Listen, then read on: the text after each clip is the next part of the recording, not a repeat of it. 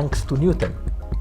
He taught us this 400 years ago. Force is not the cause of motion, but it is the cause for the change in the state of motion.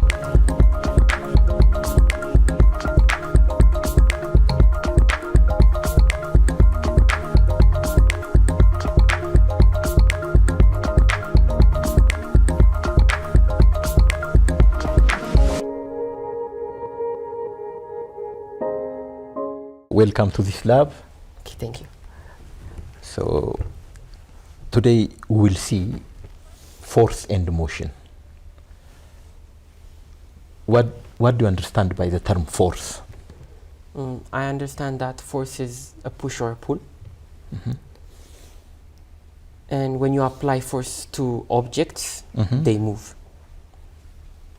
So force is something that moves objects. Can we say that? Yeah.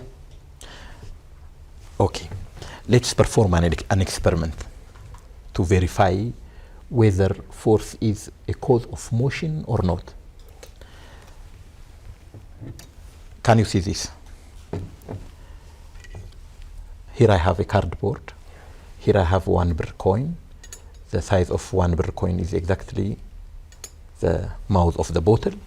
So if I put this one,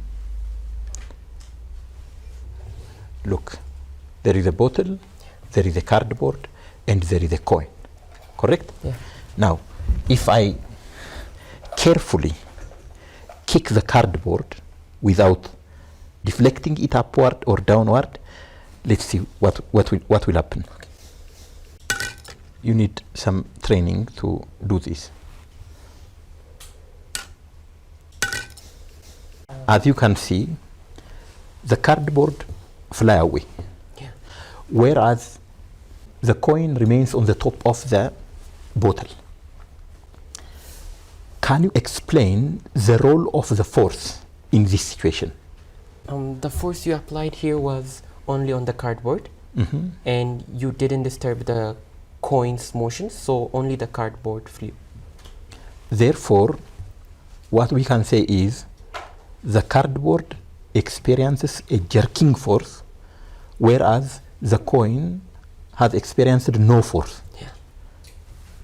So we can have one conclusion.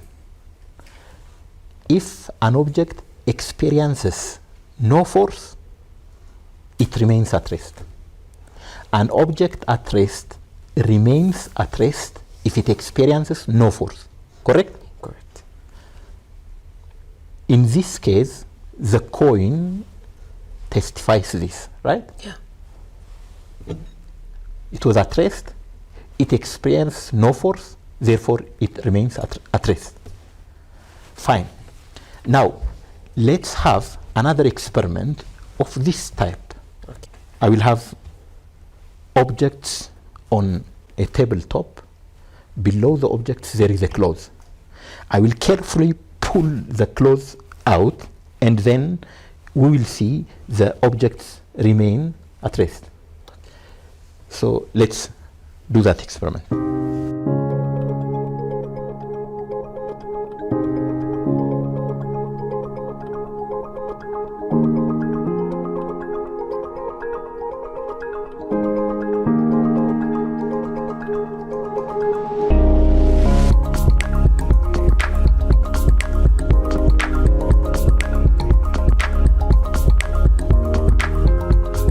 Can you explain what has happened to the objects? What has happened to the objects happened the same as with the coin. Yes. For example, when you pull the cloth below the objects, Yes. you only move the cloth and the objects remained where they are. And this justifies our statement. Perfect. Therefore, we'll say it again. An object at rest will remain at rest unless it experiences a force that compels it to change the state of rest. Very good. Now let's discuss about moving objects now, not objects at rest. Okay. This is a trolley. I will give it a kick, And then we will see what will happen. After giving it a kick, it will start to move. After covering a certain distance, it stops. Why does the trolley stop? This trolley is experiencing an external force which is known as a frictional force. Uh-huh. And that frictional force opposes the kick you send to the trolley, and eventually it will stop. Okay. You know, the kick has happened only at the start of the motion. Yeah. It happens only once. But the trolley has been moving and moving and moving and slowing down and finally stopped. Therefore, the friction is not opposing the kick. The friction opposes something else. Where is the friction? Here, between the wheels and the surface. Top of the table. Yeah. So the friction opposes the motion. And gradually, the trolley dissipates, exhausts its energy, and finally it stops. Okay. Now, suppose the friction between the wheel and the table is reduced by half. What will happen to the distance covered by the trolley before it is stopped? It will move twice the distance it moved before. Okay, we have to do an experiment to check whether that is true or not, but certainly it will increase the distance covered. Yeah. It will travel longer distance before it comes to halt. Is that not? Yeah. If I reduce the friction further, what will happen to the trolley? It will move further. It will move further. Yeah. I want you to stretch your imagination now. Suppose friction is absolutely eliminated. What will happen? Will the trolley stop or not? It will stop. Why? You told me it is the friction that brings it to stop. And when I reduce the friction, the trolley covers longer distance. If I further reduce, the distance covered continues to grow and grow, Yeah. to become larger and larger. Now, if friction between the trolley and the tabletop is annihilated, completely removed, what will happen to the trolley? So it will move further, Further, according to our experiment. will it stop? No, Why? Why not? because there is no friction. There is no opposing force to stop it. Good. So, had there been no friction between a moving object and its environment, the moving object would continue to move along a straight line with constant velocity forever and forever and forever, non-stop. Can we conclude this? Yeah. That's true. You know, Newton had arrived at this conclusion some 400 years ago. Now I will bring you to the first question. My first question was, what causes motion? Force. But force, you know, motion can happen without force. If you kick this trolley, and if there is no force at all in the environment, this trolley will keep on moving along a straight line with constant velocity. So I argue that you said force is required for motion. Yeah. This is not true, because the trolley keeps on moving in the absence of a force. But that is because you gave it force first. Okay, but once it is set in motion, it will remain in motion. Yeah. There is no additional force. Yeah. Therefore, force is not the requirement for motion. What is the definition of force? Force is a push or a pull. Now we have to refine this definition further. It's not, that's a simple definition. It's a push or a pull. Yes. When I pull this string, it elongates. or when I compress it, it is minimized in size. Force is a push or a pull, yes. But we can define force in terms of motion. Force is not the cause for motion of objects. Rather, force is something that changes the state of rest or the state of motion of an object. Do you understand this? Yeah. Force is not causing motion, but it, Changes motion. yes, it alters the state of rest. Either it accelerates if it is in the same direction as the motion, or decelerates if it is opposing, like friction. This is the definition of force according to Newton's first law of motion. Can you state Newton's first law? Newton's first law states that an object which is in motion stays in motion, and an object which is at rest stays at rest unless it experiences an external force. Yes. It's a very interesting one. Newton was so bright to understand this some 400 years ago. Now, I ask you some questions. Why do people experience a forward move, a forward push, when the vehicle is suddenly stopped? Because there is inertia. I want you to explain this in terms of our new definition of force. For example, they were in motion. Yes. And then when the car stops, Yes. it is experiencing an external force, so they were at rest. So if they were at rest, they experienced some change in Let's rest. put it this way, Emmanuel. Suppose a car is traveling at a rate of 50 kilometers per hour along a straight line, right? Yeah. The driver saw something on the road and he suddenly applies a brake, right? Yeah. What will happen to the people inside? They will move forward Why? because there is an external force applied on the brake. Forget the car now. Why do the people move?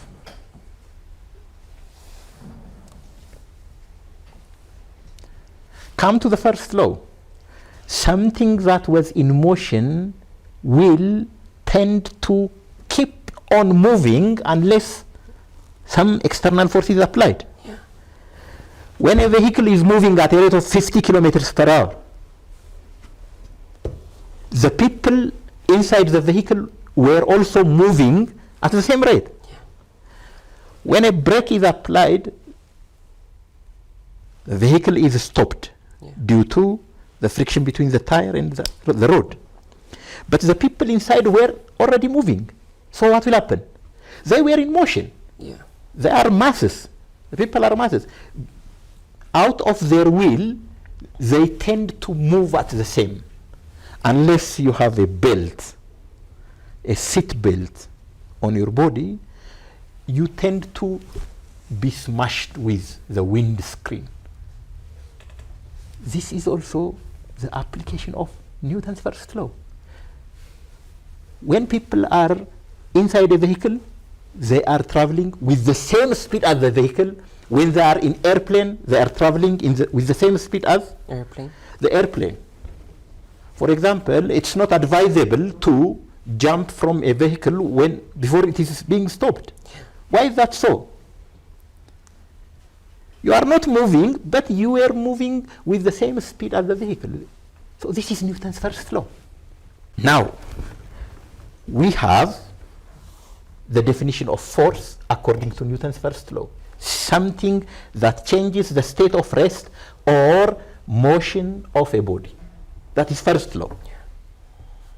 If you have a bicycle moving at a rate of 10 kilometers per hour and a Volkswagen moving at a rate of 10 kilometers per hour, which one is easier to stop? The bicycle. The speeds are the same. Yeah. But The it's easy to stop the bicycle than the Volkswagen. Yeah. Why is that so? Because the bicycle has a lower mass than the volts. So what can you say? The quantity of motion depends on the mass of the moving object. Yeah. Or the force required to stop an object is not only a function of speed, but also A function of mass. a function of mass. It's more difficult to stop heavier objects than Lighter objects. lighter objects. So, force, when it alters the state of rest or state of uniform motion of a body, it is related to Mass and acceleration. the mass. Force is related to the mass of a moving object through the acceleration. This is Newton's second law. Thanks to Newton, people can understand force and its effect. Force and its effect on moving objects. And force and its relationship with the mass. The first law, the second law. Now, let's go to the third law. According to Newton's third law, what is force? According to Newton's third law, if there are two objects, it's also known, Newton's third law is also known as law of action and reaction. And if there are two objects, and if they push each other, for example, let's put this on the table. The table is pushing this trolley upward by the same force and opposite as the trolley is pushing it downward. Good. This is also a good explanation. Let's talk about gravitational force. Let me ask you one question. The Earth is pulling you towards its center. In common day language, downward. Yeah. If I say, you are also pulling the Earth by the same amount of force upward, will it be correct or wrong? It will be correct. Well, if you are jumping upward, you are coming down, but the Earth will not come up. So how can you say that the Earth, you are pulling the Earth upward also? For example, when you try to jump, you apply force on the Earth, and then you jump. But if you try to jump on something like a clothes or something, it won't hold your weight, so you'll go downward. Let's see it this way, Emmanuel. When you are jumping upward, it's true, you will push the Earth downward, and with the reaction of your own push, you are lifted upward. Correct? Yeah. This has nothing to do with gravity. Even if gravity is absent, your muscle can push the Earth downward and you can jump upward. For example, I can smash the wall. Yeah. So the wall will push me in opposite direction. Yeah. But gravity is different force than what you are pushing down. Gravity is acting on your body by the center of the Earth downward. My question is, if the Earth is pulling you down, you are also pulling the Earth upward. Is that true or false? It is true. If that is true, you are falling downward, but the Earth is not falling upward to your body. How do you explain this?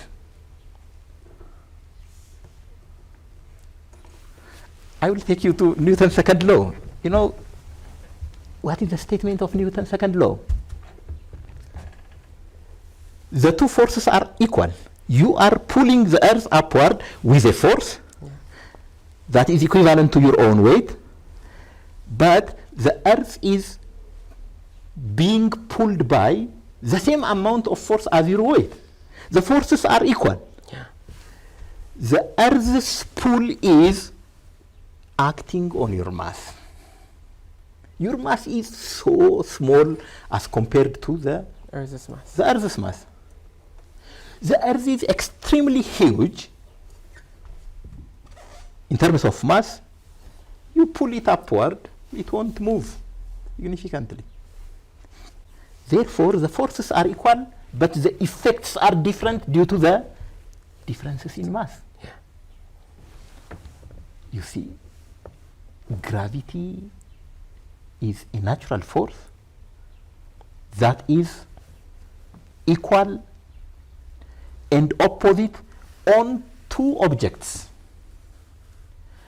The amount of acceleration produced is inversely proportional to the mass. Lighter objects will accelerate more, and heavier objects will accelerate less. Now, there is one important point here. Where is the Earth's pull on your body?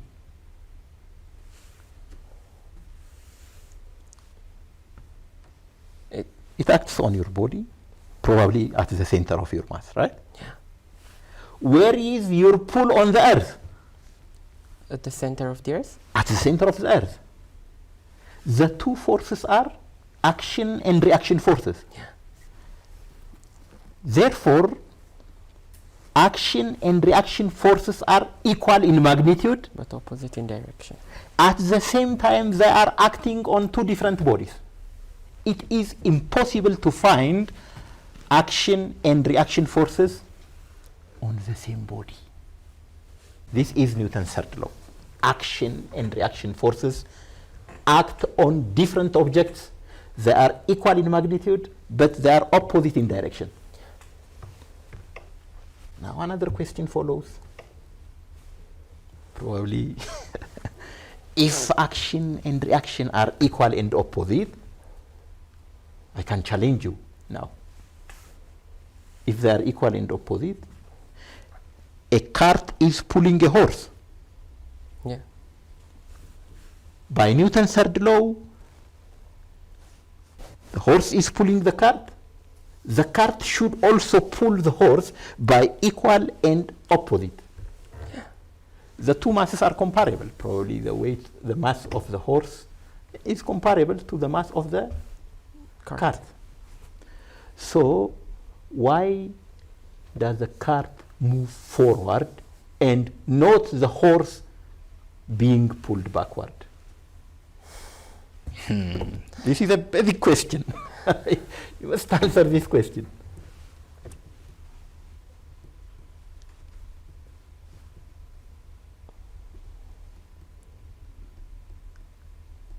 It's a little difficult. Okay. The horse is pulling the cart. By Newton's third law, the cart should pull the horse backward. The two forces are equal and opposite, but our everyday experience tells us that the cart is moving forward. Why not the two forces cancel each other?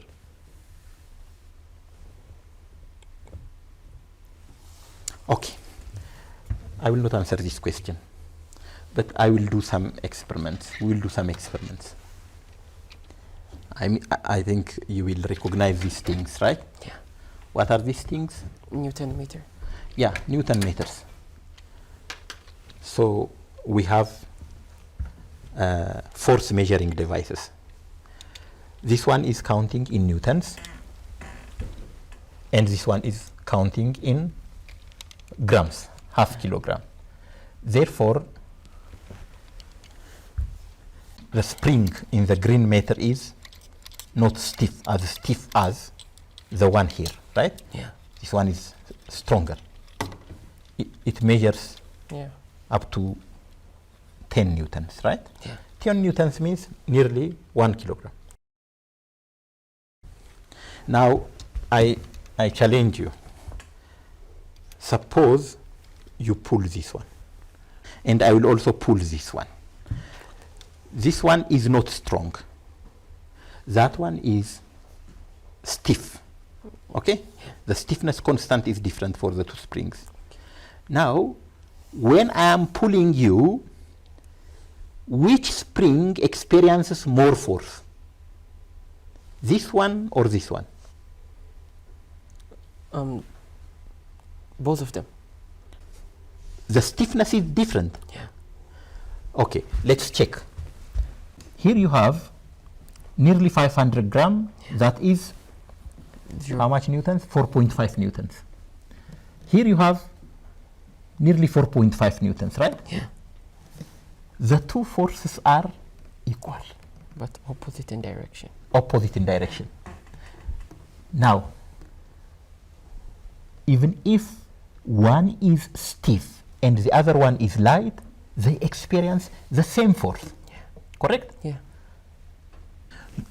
Therefore, as long as the two are connected and acted by the same amount of force, the two measure the same force. Yeah. Even if they are on different scales and made up of different springs of different stiffness constant, they measure the same thing. Therefore, you see, action and reaction pairs are equal and opposite. Yeah. Okay. Now, I will take you to another experiment. You will have a friend and you will sit on a chair with wheels. Then you will try to push one another. Okay. And we'll see the effect.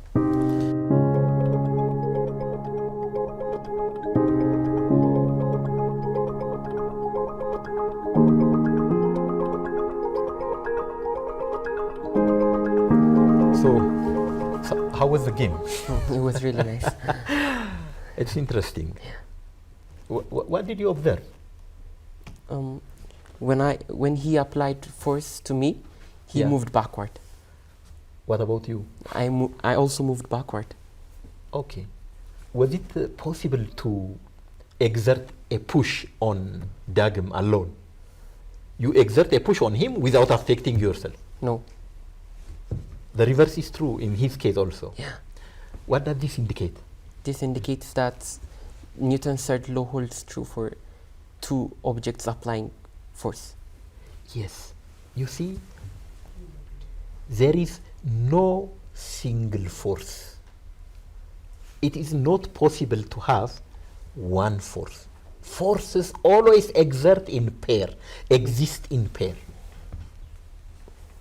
You cannot have one single force, be it in electrostatics, be it in gravitational, be it in nuclear or weak kind of interaction.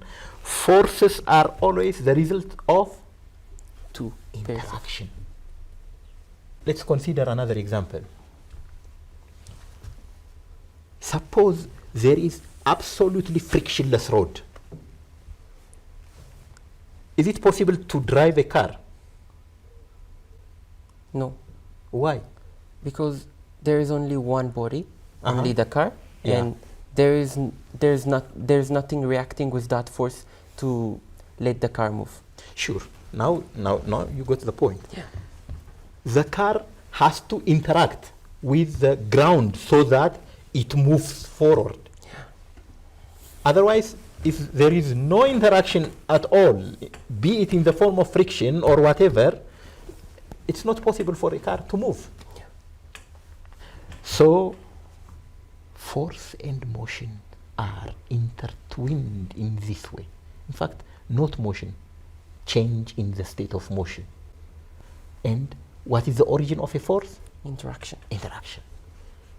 There is no single force. Forces always exist in pair when they are action and reaction. And action and reaction forces are acting on two different bodies. They emerge simultaneously and vanish simultaneously. Thanks to Newton, he taught us this 400 years ago. Force is not the cause of motion, but it is the cause for the change in the state of motion. Thank you, Emmanuel. Thank you, sir.